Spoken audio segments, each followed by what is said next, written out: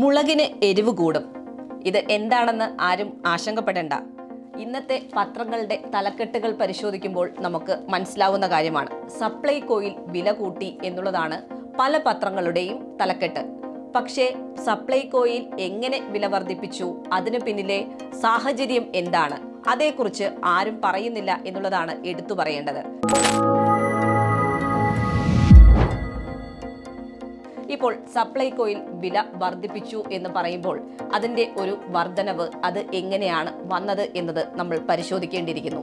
ഇപ്പോൾ എത്ര നാളായി സപ്ലൈകോയിൽ വില വർദ്ധിപ്പിച്ചിട്ട്? അതായത് 2014 അവസാനമായി സപ്ലൈകോയിൽ സബ്സിഡി സാധനങ്ങളുടെ വില വർദ്ധിപ്പിക്കുന്നത്.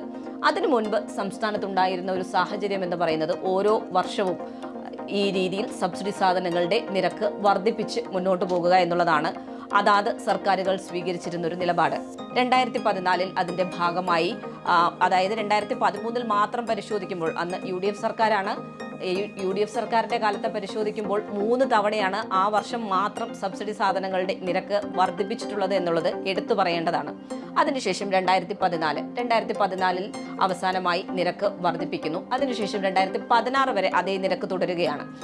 ആ 2016 ഒന്നാം പിണറായി സർക്കാർ വരുന്നു. ഒന്നാം പിണറായി സർക്കാർ വരുമ്പോൾ അവർ നയപരമായ ഒരു തീരുമാനമെടുക്കുന്നു. സപ്ലൈകോയിൽ സബ്സിഡി സാധനങ്ങളുടെ നിരക്ക് വർദ്ധിപ്പിക്കേണ്ടതേയില്ല ഈ 5 വർഷത്തേക്ക്, അതായത് ആ സർക്കാരിന്റെ ഭരണകാലത്തായ 5 വർഷത്തേക്ക് നിരക്ക് വർദ്ധിപ്പിക്കേണ്ട എന്നുള്ള തീരുമാനം. അതിന്റെ ഭാഗമായി അതേ നിരക്കിൽ തന്നെ, അതായത് 2014 അതേ നിരക്കിൽ തന്നെ ജനങ്ങൾക്ക് സാധനങ്ങൾ ലഭ്യമാക്കുന്നു. അപ്പോൾ നമ്മൾ ഓർക്കേണ്ട കാര്യം, ഓരോ വർഷവും സാധനങ്ങളുടെ വില വർദ്ധിക്കുന്നുണ്ട്, കേന്ദ്രം സംസ്ഥാനത്തിന് തരുന്ന വിഹിതം കുറയുന്നുണ്ട്. അങ്ങനെ ഓരോ വിഷയങ്ങളും അവിടെ നിൽക്കുന്നു. 2021 വരെ ഒന്നാം പിണറായി സർക്കാരിന്റെ കാലം കഴിഞ്ഞ് രണ്ടാം പിണറായി സർക്കാരിന്റെ കാലം 2021 ആരംഭിക്കുന്നു. അപ്പോൾ പക്ഷേ അങ്ങനെ ഒരു നയപരമായ തീരുമാനം ഒന്നും സർക്കാർ കൈക്കൊള്ളുന്നില്ല. പക്ഷേ അതേ നിരക്ക് തുടരുക, ആ രീതിയിൽ തന്നെ ജനങ്ങൾക്ക് സാധനം നൽകുക എന്നുള്ളൊരു തീരുമാനം അത് അങ്ങനെ തുടർന്നു പോവുകയാണ്. ഇപ്പോൾ 2024 എത്തി നിൽക്കുന്നു. കഴിഞ്ഞ ഒരു 3 വർഷം നമുക്കൊന്ന് പിന്നോട്ട് നടക്കുകയാണെങ്കിൽ എന്താണ് സംസ്ഥാനത്തെ ഒരു സാഹചര്യം എന്നുള്ളത് പരിശോധിക്കേണ്ടി വരും.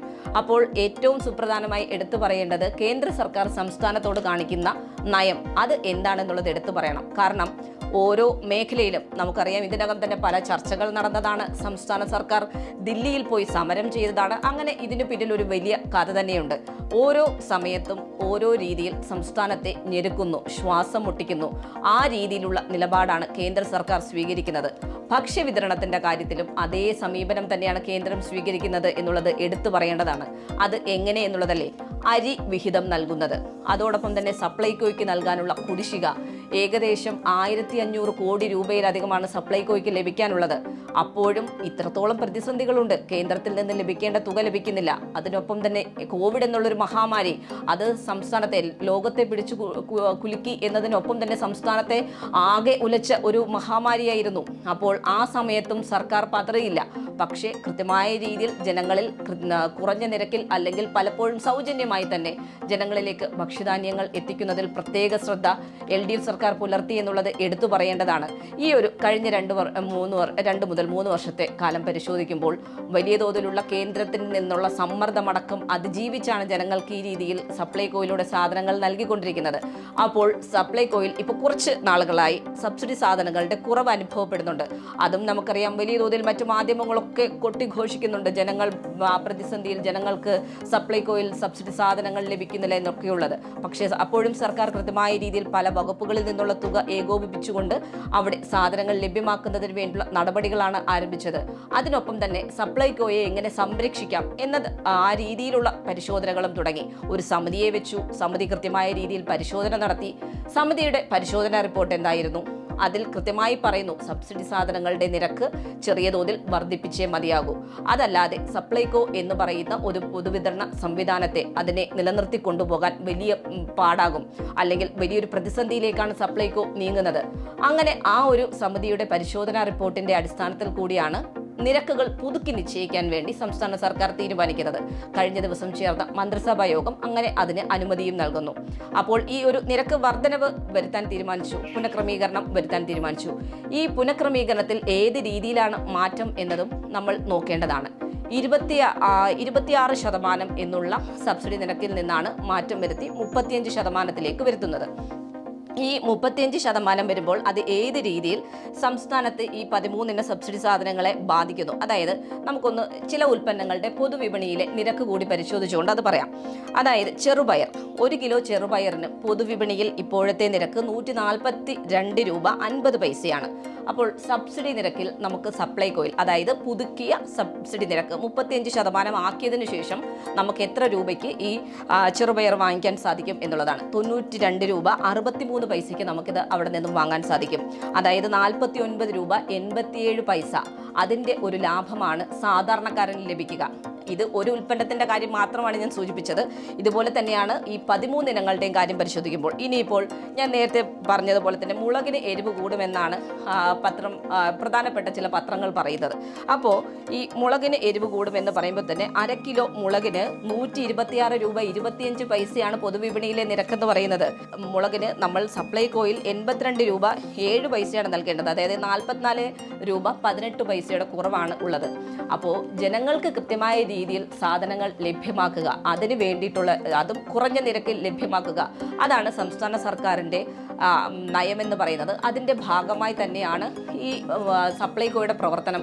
അത് ഓരോ ഔട്ട്ലെറ്റുകളുടെ കാര്യത്തിലും എടുത്തു പറയേണ്ടതാണ്. മറ്റൊന്ന്, അരിയുടെ കാര്യം കൂടി ഈ ഒരു ഘട്ടത്തിൽ സൂചിപ്പിച്ചു പോകേണ്ടി വരും. അരിയുടെ കാര്യത്തിൽ സപ്ലൈകോയിലൂടെ 24 രൂപ നിരക്കിലാണ് ചാക്കരി നൽകിക്കൊണ്ടിരുന്നത്. ആ ചാക്കരി നൽകുന്ന സംവിധാനവും കേന്ദ്രം ഇടപെട്ട് തടഞ്ഞു. അതായത് എന്തിനു വേണ്ടി? ഭാരതരിക്ക് വേണ്ടി. ഭാരതരി എന്നുള്ള അരി ഇവിടെ വിതരണം തുടങ്ങുമ്പോൾ തന്നെ ഏത് രീതിയിൽ ഈ ഭാരതരി വന്നു എന്നുള്ളത് കൂടി പരിശോധിക്കേണ്ടി വരും. കാരണം FCI ഗോഡൗണുകൾ വഴി അരി നമുക്ക് സർക്കാരിനും അതാത് സ്റ്റേറ്റുകളിലുള്ള സർക്കാരിനും അതോടൊപ്പം തന്നെ സർക്കാരിൻ്റെ ഏജൻസികൾക്കോ ഓപ്പൺ മാർക്കറ്റിൽ നിന്നും അതിൽ പങ്കെടുത്ത് അവിടെ നിന്നും അരി വാങ്ങാവുന്നതാണ്. അങ്ങനെ അരി വാങ്ങിയാണ് സപ്ലൈകോയിലൂടെ 24 രൂപ നിരക്കിൽ ജനങ്ങൾക്ക് നൽകിക്കൊണ്ടിരുന്നത്.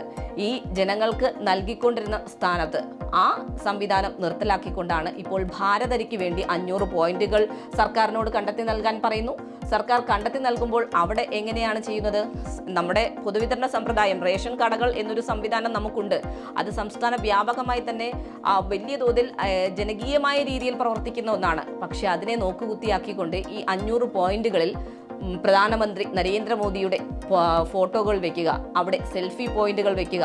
അവിടെ അരി വാങ്ങുന്നത് മാത്രം പോരാ, നമ്മൾ സെൽഫി എടുത്തുകൂടി അയക്കേണ്ടി വരും. അതാണ് അവിടുത്തെ ഒരു പ്രത്യേകത എന്ന് പറയുന്നത്. അപ്പോൾ ആ രീതിയിലൊക്കെ വലിയ തോതിൽ നമ്മുടെ പൊതുവിതരണ സമ്പ്രദായത്തെ അട്ടിമറിച്ചുകൊണ്ട് മുന്നോട്ട് പോകുന്ന നടപടികൾ കേന്ദ്രം സ്വീകരിക്കുന്നു. ആ ഒരു സാഹചര്യമാണ് ഇപ്പോൾ സംസ്ഥാനത്ത് നിലനിൽക്കുന്നത്. സംസ്ഥാനത്തെ പ്രതിപക്ഷമാകട്ടെ സംസ്ഥാനത്തിലെ ജനങ്ങൾക്ക് സാധനങ്ങൾ ലഭിക്കുന്നോ ഇല്ലയോ, അല്ലെങ്കിൽ കുറഞ്ഞ നിരക്കിൽ അവർക്കത് ലഭ്യമാക്കണം, അത്തരത്തിലുള്ള സ്വപ്നങ്ങളോ അത്തരത്തിലുള്ള ആശയങ്ങളോ അത്തരത്തിലുള്ള ഒരു വിഷനും ഇല്ലാത്ത രീതിയിലുള്ളൊരു പ്രവർത്തനമാണ്. കാരണം കഴിഞ്ഞ ദിവസം നിയമസഭയിൽ പ്രതിപക്ഷം സ്വീകരിച്ചൊരു നിലപാട് ഈ സപ്ലൈകോയുമായി ബന്ധപ്പെട്ട വിഷയം വന്നപ്പോൾ സപ്ലൈകോയിൽ സബ്സിഡി സാധനങ്ങളുടെ നിരക്ക് വർദ്ധിപ്പിക്കാത്തതാണ് ഈ ഒരു പ്രതിസന്ധിക്ക് കാരണം, ആ സ്ഥാപനത്തെ ഇല്ലാതാക്കുന്നതിന് കാരണം എന്ന് പറഞ്ഞവരാണ് ഇന്നത്തെ ദിവസം നിയമസഭയിൽ വലിയ പ്രക്ഷുബ്ധമാക്കാൻ തീരുമാനിക്കുന്നു. അതോടൊപ്പം തന്നെ സബ്സിഡി നിരക്ക് കൂട്ടി ജനങ്ങളെ ആകെ വലയ്ക്കുന്ന സാഹചര്യമാണ് സംസ്ഥാനത്ത് എന്ന രീതിയിലുള്ള നിലപാടെടുക്കുന്നത്. അപ്പോൾ പ്രതിപക്ഷത്തിന്റെ ഇരട്ടത്താപ്പ്, ഇതെല്ലാം ഈ ഒരു വിഷയവുമായി ബന്ധപ്പെട്ട് ചർച്ച ചെയ്യേണ്ടതാണ്. പക്ഷേ സർക്കാർ അപ്പോഴും പറയുന്നത് ഒരു കാര്യമാണ്, ജനങ്ങളുടെ മേൽ അധിക ബാധ്യത ഏൽപ്പിക്കാതെ പക്ഷേ ഒരു പൊതുവിതരണ സമ്പ്രദായം അത് സംസ്ഥാനത്ത് തുടർന്നേ മതിയാകൂ, സപ്ലൈകോയെ സംരക്ഷിച്ചേ മതിയാകൂ. ഇതാണ് സർക്കാർ ഇതിലൂടെ ലക്ഷ്യം വെച്ചതും.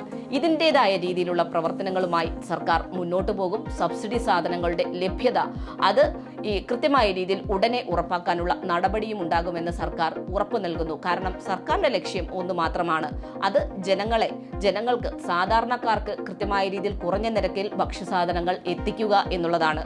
പക്ഷേ അതൊരു സ്ഥാപനത്തെ പൂട്ടിക്കൊണ്ടാകരുത്, ആ സ്ഥാപനത്തെ വിജയകരമായി പ്രവർത്തിച്ചുകൊണ്ടാകണം എന്നത് മാത്രമാണ് സർക്കാർ ലക്ഷ്യമിടുന്നതും പ്രവർത്തിക്കുന്നതും.